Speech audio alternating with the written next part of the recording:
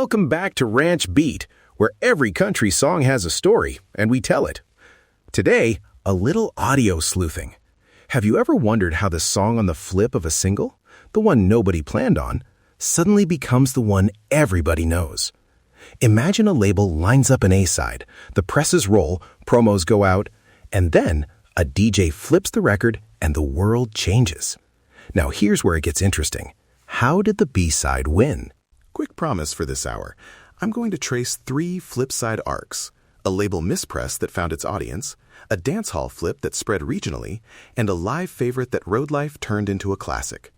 Along the way, I'll show you the documents and listening habits that let you verify these stories yourself: Billboard and Cashbox notices, label pressing numbers, station playlists, and the little musical cues that give a flip its power. First, the basics. A-side versus B-side. On a 7-inch 45, the A-side was the song the label pushed, the one with the radio ad budget, the promo copies. The B-side was the companion, sometimes filler, sometimes an alternate take. But format matters. Jukeboxes, DJs, and dance halls physically turned those discs, and an attentive listener or a risk-taking DJ could change the trajectory. Over the hour, there's a listening skill I want you to take away. When a record arrives, don't just play the first track. Flip it. Read the matrix stamp in the dead wax and look up the trade notices. Let's set the scene.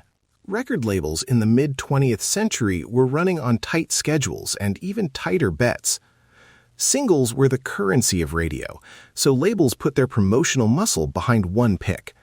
But radio programmers weren't just passive recipients. Program directors and frontline DJs had power. A regional station could turn a flip into a local ritual. Jukebox operators and dance hall DJs were another axis. If a song made people dance, word spread down the jukebox chain.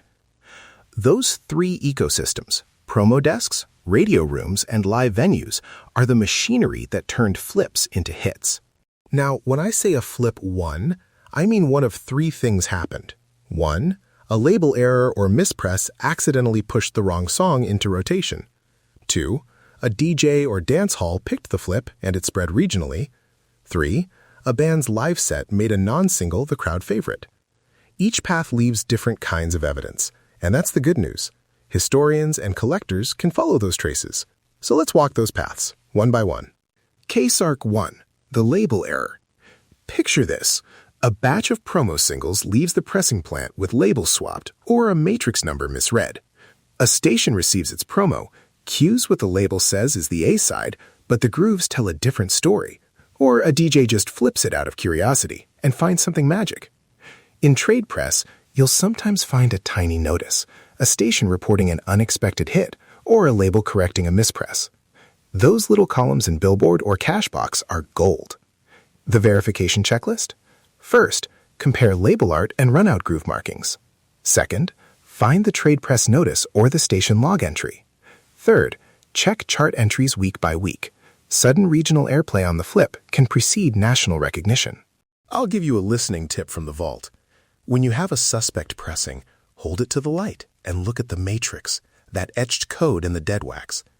It often tells the pressing plant, the master take, sometimes even the target side. Cross-reference that with scanned label catalogs or Discogs entries. If the matrix suggests the sides were swapped at the plant, you've found your smoking gun. Case Arc 2, the dance hall flip. Now this one is pure social momentum. A DJ at a honky-tonk or a regional station puts a record on during a busy night, and the crowd reacts. Not the A-side, but the flip. Dance hall DJs historically curated what got people on the floor. Their sets shaped local tastes.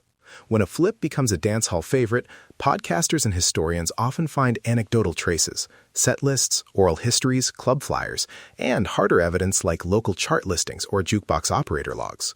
For verification, look for contemporaneous local press, station playlists, and mentions in touring writers or band interviews.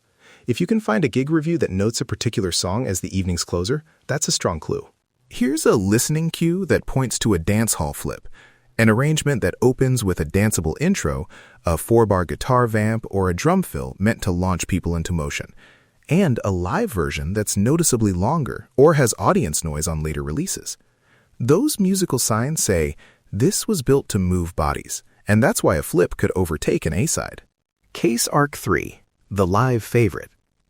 Bands on the road develop a canon that doesn't always match what the label pushes.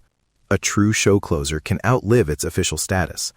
In some stories, the band refuses to stop playing the song until the crowd forces the label's hand. The archival route here leans heavily on set lists, bootlegs, union session logs, and concert reviews. If a song appears repeatedly in set lists across months or years before it charts, that's a red flag it was a live favorite first. For verification, compile setlist data, compare live to studio arrangements, and look for dates where the live version was recorded or circulated among fans. One practical trick: when you hear a studio version that feels like a live recording, there's an intro that grabs a crowd, a call and response, or a key change built around a shout. That often indicates the song earned its wings on stage. Producers will sometimes capture that energy in the studio, which helps the flip travel from clubs to radio. So, who's behind the flip when it happens? A few actors: label promo teams who choose singles, program directors who decide playlists, DJs who take risks, jukebox operators who stock the stacks, band leaders who know their crowd, and producers who might rework a flip into a radio edit. Each actor leaves a trail: promo memos, PD reports, jukebox invoices, union ledgers, and session logs. Primary sources are our friends here: Billboard and Cashbox trade pages, scanned label catalogs, and AFM session contracts often found in archives. I want to pause and give you a compact research checklist you can use at home or at the library. 1. Check trade press for the weeks around the release date. 2. Inspect the runout groove and label matrix numbers. 3. Search local newspapers for club reviews or station playlists. 4. Look for AFM or union session logs if you can access archives. 5. Consult collector databases like Discogs or label discographies, but always cross-check them with contemporaneous trade notices. If a claim shows up only in modern oral histories without contemporaneous corroboration, flag it as anecdotal and note it in your own records. Music notes. What makes a B-side singable and shareable? Often it's the arrangement. A simpler intro, a cleaner vocal entry, a hook that lands in the first 8 bars. Producers sometimes put more adventurous material on the flip because the A-side had to be radio-friendly. Listen for contrast. If the B-side starts with a striking 2-bar lick or a moment of space that invites singing along, that's a candidate. Crowd noise on later live releases, alternate takes that emphasize a sing-along, or a guitar lick repeated in live sets are musical fingerprints of a flip that lived in the room first. All right, your listening lab. This is a license-free exercise you can do with a single record or a streaming single that still lists A-B designations. Step 1, play the A-side and the B-side back-to-back and note the first 15 seconds of each. Which one grabs you fast? Step 2, read the matrix stamp. Jot down the runout code and search it online alongside the label and year. Step 3, look up the release date in Billboard archives for that month and scan the regional charts. Mark 3 clues that suggest a flip could leap: a press evidence mismatch, matrix label, a live arrangement or crowd cue, and contemporaneous mentions in local press or station playlists. If 2 or more clues line up, you're probably onto something. A quick note on risks. Primary evidence for older flip-side breakouts can be scarce or contradictory. Don't invent certainty where sources disagree. When an anecdote comes from oral history, label it as such. And be careful with modern databases. They're brilliant, but they sometimes echo a single unverified source. That's why cross-checking trade press, pressing catalogs, and contemporary station reports matters. If you can't corroborate, say so. Your credibility as a listener historian depends on it. Before we wrap, one last listening habit to carry with you. Whenever you hear a deeply loved country song, ask yourself, did it become a hit because the label made it, or because people made it theirs? Flip the record, read the details, and follow the traces. That curiosity turns a casual listen into archival discovery.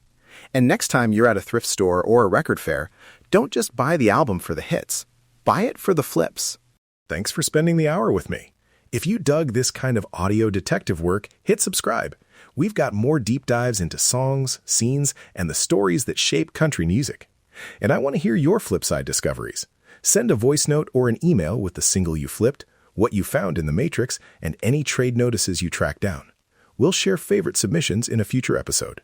Ranch Beat. Every country song has a story, and we tell it.